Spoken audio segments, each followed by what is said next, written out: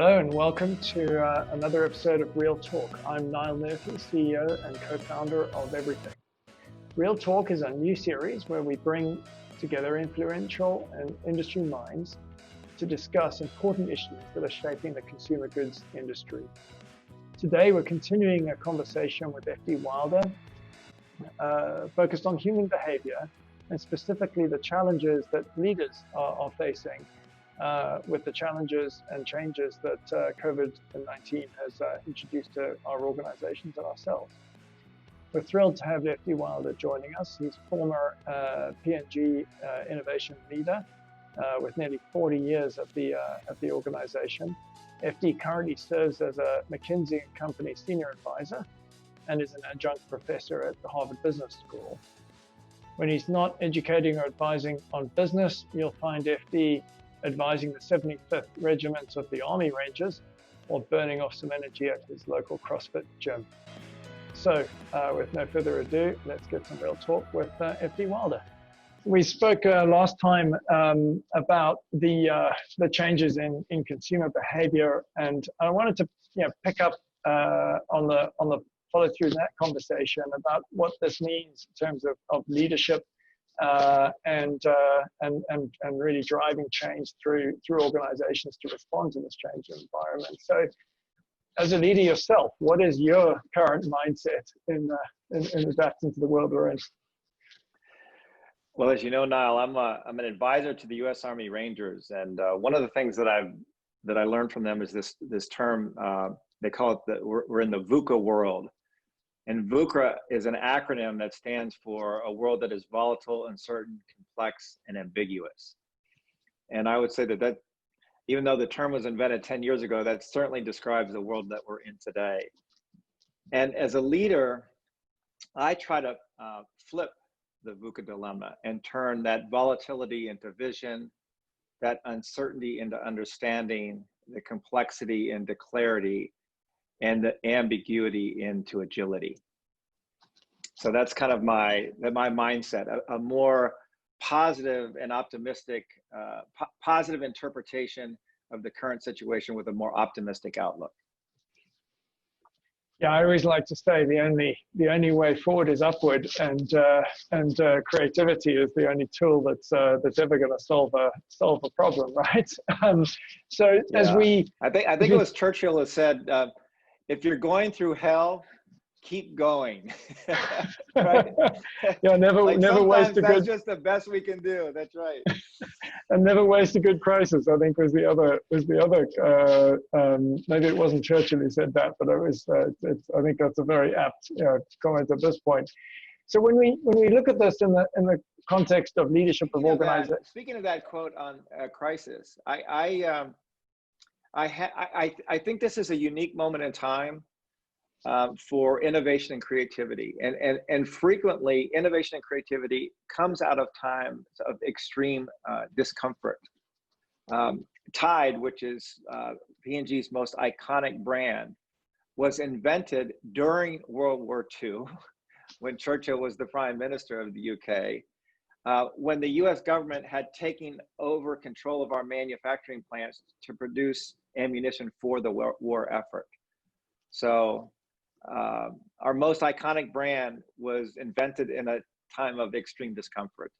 And I think we have that same opportunity in front of us today.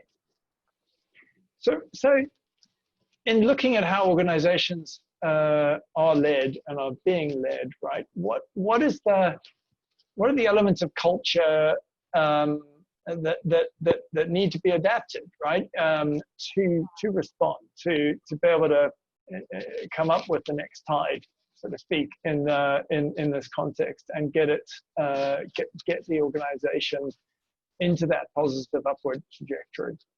Yes, I think now that the big idea here is, and this is work that was pioneered by Carol Dweck at Stanford, is shifting from a fixed to a growth mindset. Our brains are binary. They move away from fear and things that are uncertain. They move towards reward and opportunity. And so the role of the leader is to kind of paint a realistic and I think optimistic view of what's possible. At P&G, we were trying to shape our culture from knowing it all. We kind of had a perfectionist culture, pass fail, to a culture that was learning it all. So it was less about pass fail, more about learn pivot. And you'll notice that leaders that embrace a mindset will frequently use the word yet. So you might hear them say, I'm just not good at managing in a crisis, comma, yet. It just suggests that I'm on the learning journey, right? I don't have all the answers yet, but that's certainly the ambition. And it turns out that the cognitive scientists have actually codified 3 specific habits of leaders that have embraced a growth mindset. The first one is you want to try to move from looking good to getting better. So in the meeting, it's not about looking good. It's actually like, are you learning and getting better? The second one is bringing the outside in and kind of adopting this beginner's mind. So you're asking the question, why a lot? Why do we do things that way? And the third habit is extreme experimentation. And I would say that any leader that doesn't have at least 100 experiments running on his or her business today probably has an innovation portfolio that's insufficient. And of course, the corollary to that is 94 of those 100 experiments will probably fail. So can you get comfortable with a 94% failure rate is a question. And are you able to make it for your organization safe to fail, so that they can reframe the failure actually as learning and apply those learnings to the 6 initiatives or experiments that will actually make it to market. Yeah, there's a Murphy's Law that I've always enjoyed quoting, which is that anybody who claims they know what's going on definitely doesn't know what's going on. And in an environment of volatility and significant complex change, there's obviously a tremendous amount of adaptation that's rapidly required. So essentially, to translate back a little bit what you just said about experimentation, it's about being brave and engaging those uncertainties and being willing to experiment and identify the fact that one doesn't know everything that is necessary to know, right? Right. And that's the way that one's going to be able to find the path through. Is that a fair assessment? Yes, I like that a lot. Yeah. And I frequently use the phrase that teams lead and leaders learn. And I think one of the things that we've seen in the pandemic, particularly with us all working remotely, is our employees probably didn't need quite as much supervision as we thought they did. So they're running the business just fine. So then what's the role of the leader? And I think the role of the leader is to be learning and kind of trying to look around the corner and trying to position the company for success as we go forward. So when we think about CPG industry leadership today, what do you think is keeping people up at night, and what should be keeping them up at night, so to speak? And do you think those are the same thing? Well, I think the answer depends on who you are. So what's keeping Amazon up at night is very different than what's keeping Abercrombie up at night, right? So, but I think what we all have in common, and kind of the best way to deal with the VUCA world, is via scenario planning. And one of the headlines that I like a lot, particularly as it relates to the pandemic, is we need to try to hammer down the virus and then dance with it, and at least until we get a vaccine. And the 3 scenarios that I see that people are working against is we can crush the curve, which would obviously be the ideal one. the second one, which is probably more realistic, is we'll kind of have this rolling recession, and there'll be hot spots of where the disease is spreading. And then the third one is kind of a cascading crisis. It just gets out of control, and then we just go from one spread of the disease to the next. But I think the action step here for leaders is to practice what I call foresight thinking. So we have hindsight, insight. Foresight is actually doing your planning from the future back, as opposed to what I see most frequently, which is from the present forward.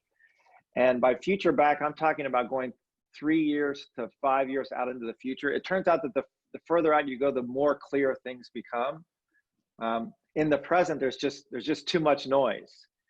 And so it's very difficult to do planning. And I think if you do future back planning, you can kind of impose your will on the external environment to the extent that you can, and shape the outcome that you desire.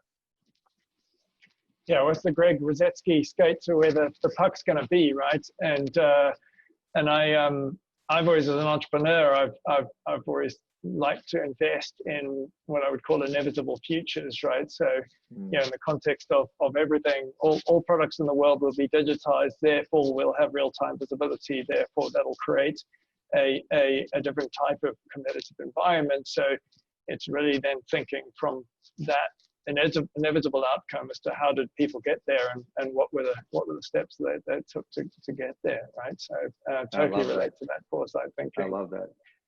The inevitable outcome. Yeah, I love that.